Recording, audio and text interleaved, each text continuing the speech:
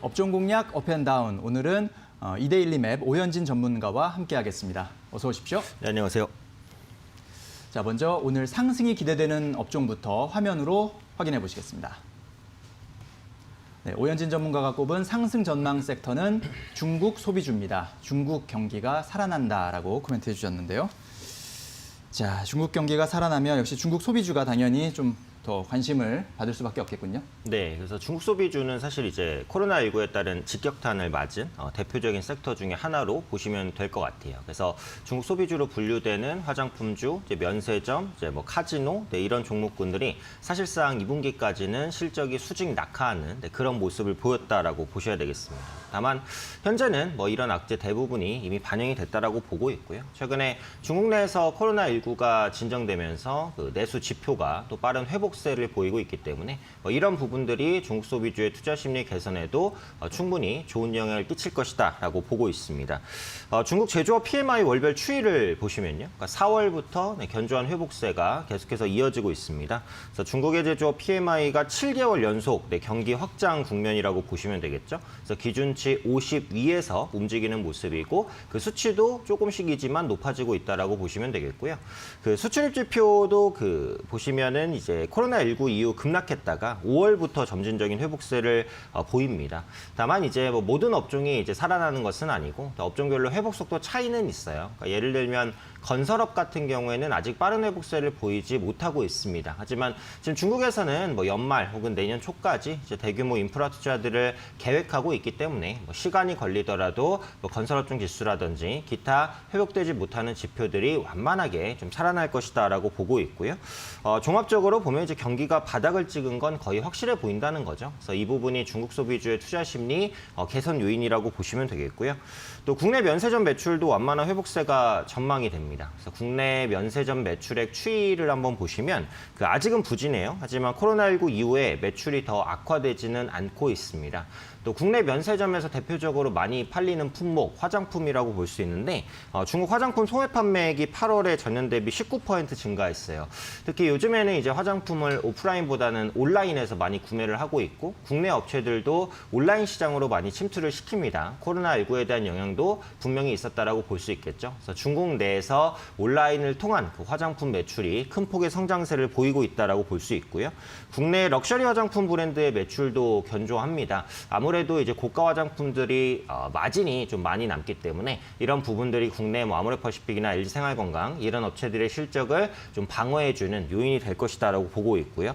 6월 달에 그 면세점 재고를 온라인에서 판매하도록 허용을 했습니다. 그래서 면세점 업체의 실적 회복 기대감도 뭐 일정 부분 좀 유효해진다라고 볼 수 있을 것 같고요. 또 중국과의 하늘길도 열리고 있죠. 한중 부정기 항공편이 좀 확대가 되고 있는데 8월 달에 중국과 한국 간의 노선이 84개 정도에서 16개로 급감했습니다. 최근 들어서는 항공편이 조금씩 이제 회복이 되고 있다라고 보시면 될 것 같아요. 코로나19가 장기화되면서 방역 수칙을 강화하면서 노선을 회복시키는 거라고 보시면 되겠죠. 물론 뭐 항공 노선이 회복된다고 해서 당장에 한국을 찾는 중국인 관광객이 많아진다, 그렇게 보는 것은 아닙니다. 그런데 어쨌든 관광객 추이를 보면 지금부터는 악화보다는 회복 쪽으로 갈 가능성이 훨씬 더 높다라고 보는 거죠. 그래서 이런 부분들을 종합적으로 봤을 때 중국 소비주는 현재 위치에서 충분히 매력적이다 이렇게 보고 있습니다. 네. 자, 중국도 뭐 업종별로 약간의 온도차는 있습니다만 일단 기본적으로 제조업 PMI가 7개월 연속해서 확장 국면에 들어가 있고 코로나 타격 이후에 경기 회복세가 일단은 나타나고 있다는 점, 이런 점을 주목을 해야 될 것 같습니다. 그러면서 국내 면세점 매출과 또 한중 부정기 항공편 이런 부분들이 확대되고 회복되고 있다는 점에서 중국 소비주에 대한 관심을 가질 필요가 있겠다라는 의견 참고하셔야겠고요. 자, 이번에는 피해야 할 섹터는 어떤 업종인지 지금 바로 화면으로 만나보시겠습니다. 네, 오현진 전문가가 꼽은 피해야 할 섹터는 신규 상장주입니다. 단기 수급 쏠림 현상 유의라고 코멘트해 주셨는데요. 자, 정말 뭐 올 하반기는 뭐 신규 상장주에 대한 관심이 정말 뜨거웠던 그런 시점인 것 같고요. 지금도 계속 이어지고 있는데 네. 하지만 단기 수급 쏠림은 좀 유의해야 되겠다 이런 말씀이신 거죠? 네, 그렇죠. 그래서 요즘에 이제 주식시장의 랠리를 그 시장의 풍부한 유동성 때문이다. 이렇게 이제 꼽고 있죠. 실제로 지금도 유동성은 풍부합니다. 그래서 유동성 장세다 이런 말을 우리가 흔히 하는데요. 신규 상장주 급등 현상에는 유의하고 따라잡는 매매는 절대적으로 자제하시는 게 좋겠죠. 주식 매수제 대기 자금으로 분류되는 고객 예탁금 추이를 보시면요. 그러니까 지난달에는 60조 원대까지 올라갔다가 최근에 50조 원대까지 조금 하락하기는 했어요. 근데 역사적으로 봐도 주식 예탁금이 50조 원대라는 것은 굉장히 많은 주식 매수 자금이 있는 것이다라고 보시면 될 것 같고요. 신규 상장주로의 유동성 쏠림 현상도 지속이 됩니다. 그래서 시장에서 대여로 평가받는 종목들 보시면은 장 초반에는 이제 상장 후 급등하는 모습이 나타났죠. 그러니까 과거에 있었던 이제 SK바이오팜, 그리고 카카오게임즈 뭐 이런 종목군들 경쟁률도 높았고 상장 이후에 흔히 이제 뭐 따상이라고 불리는 2배로 시작해서 상한가까지 가는 이런 급등 랠리를 좀 이어갔습니다. 그러니까 그러다 보니까 공모주의 광풍이 지금까지도 이어지고 있다라고 보시면 될 것 같아요. 신규 IPO 종목으로 수급 쏠림이 지속이 되겠고 최근에 공모가 있었던 종목이 빅히트 엔터입니다. 그래서 어제 같은 경우 청약이 만료됐는데 한 600대 1 정도 그래서 뭐 1억을 넣으면 2주 정도 받는다 이렇게 이제 평가가 나왔기 때문에 여전히 공모주에 대한 뜨거운 관심을 확인할 수 있었다라고 볼 수 있습니다.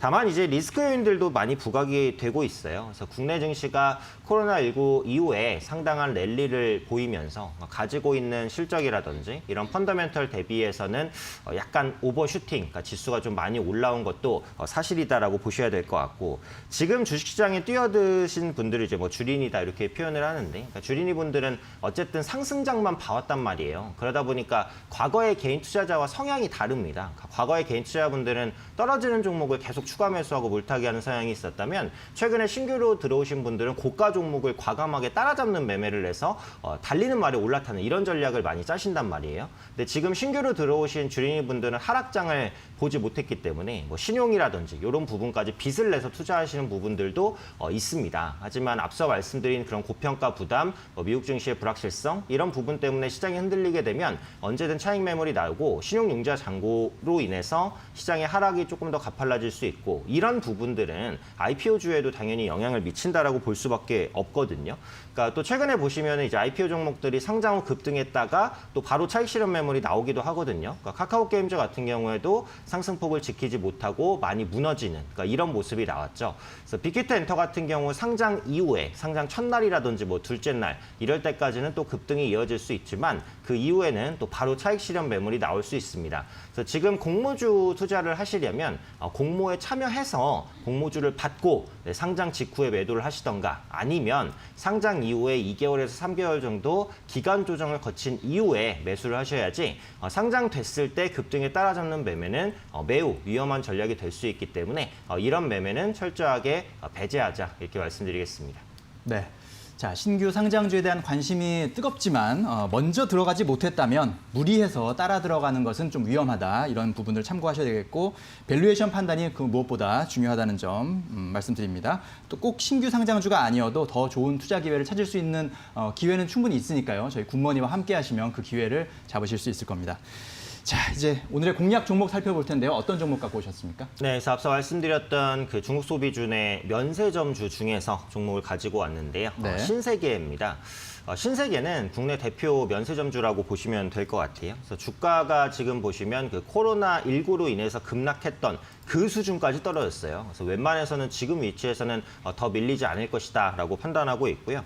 외국인의 면세점 매출이 개선이 됩니다. 중국 따이공이라고 하죠. 그 보따리상의 1인당 매출액 추이를 보면 계속해서 몇 개월 동안 구입 금액이 늘어나고 있고요. 그러니까 8월 같은 경우 국내 면세점 매출이 1.4조 원을 기록을 했습니다. 역시 회복세를 꾸준하게 보여주고 있다라는 거고요. 8월 면세점을 방문한 외국인 소비자 7만 5천 명입니다. 코로나19 이후에 최고치를 기록했습니다. 이게 예전의 호황 때와 비교하면 당연히 낮은 수준이에요. 하지만 회복되고 있다라는 부분에 포커스를 맞추시면 좋을 것 같고요. 백화점 부분의 매출도 개선이 됩니다. 그래서 일반 잡화 매출은 부진한데 명품, 그다음에 가전 이런 부분의 매출은 좋았다라는 거죠. 이번 코로나19 때문에 해외여행이 사실상 거의 불가해졌습니다. 그러다 보니까 보복 소비가 이제 국내에서 나타났고 이런 보복 소비가 명품이라든지 고가 가전 쪽으로 쏠렸다라는 부분이에요. 그래서 코로나19에도 불구하고 명품 부분의 매출은 증가하고 있고 역시 바깥 외출 활동이 어려우면서 집안 인테리어에 대한 관심이 높아졌다라는 겁니다. 그래서 이런 부분들이 고가 가전 제품, 인테리어 제품에 대한 수요를 견인시켰고 이게 이제 백화점 매출 증가로 연결되고 있다라고 보시면 될 것 같아요. 또 9월 추석 기간 동안 선물 세트 매출이 전년비 10% 이상 증가했습니다. 이번에 김영란법이 한시적으로 완화가 됐죠. 그러면서 고가 선물 세트, 한우라든지 이런 선물이 잘 팔렸습니다. 물론 추석 선물 세트가 잠깐 잘 팔렸다고 해서 이게 실적에 엄청난 영향을 끼치냐? 그건 아니에요. 하지만 3분기 실적을 약간 이제 방어해 주는데 영향을 끼칠 수 있을 것이다라고 보고 있고요. 지금 신세계 같은 경우에도 그렇고 국내 면세점주들이 아마 3분기 실적 거의 바닥을 확인할 것으로 봅니다. 그래서 3분기 실적 불확실성이 해소되면 4분기부터는 충분히 저가 매수가 들어오면서 상승세를 이끌 것이다. 이렇게 판단하고 있습니다. 지금 기술적으로 보면 아까도 잠깐 말씀드린 대로 현재 주가는 코로나로 인해서 급락했던 주가, 그 수준과 비슷합니다. 그래서 20만 원 초반대에서 움직이고 있기 때문에 웬만해서는 20만 원을 깨지 않을 것 같아요. 그래서 현재 시점에서 중장기적인 모멘텀이 충분히 있다라고 판단하고 있고요. 목표가는 23만 5천 원까지 1차적으로 보도록 하겠습니다. 연말까지 보신다면 충분히 도달할 가격이라고 보고 있고요. 손절가는 강력한 하방 지지대가 형성되는 라인인 한 20만 원 정도로 설정해 보도록 하겠습니다. 네. 자, 2분기에 적자 전환하긴 했지만 3분기에는 다시 흑자 전환이 예상되고 있는 신세계를 오늘의 핵심 공략주로 꼽아주셨습니다. 자, 상승 예상 업종으로는 중국 소비주 꼽아주셨고 하락 예상 업종으로는 신규 상장주 언급해 주셨습니다. 저희가 전해드린 투자 정보 잘 활용하시고요. 투자에 대한 판단은 시청자 여러분의 몫이라는 점 다시 한번 말씀드립니다. 네, 오현진 전문가님 오늘 말씀 잘 들었습니다. 감사합니다. 감사합니다.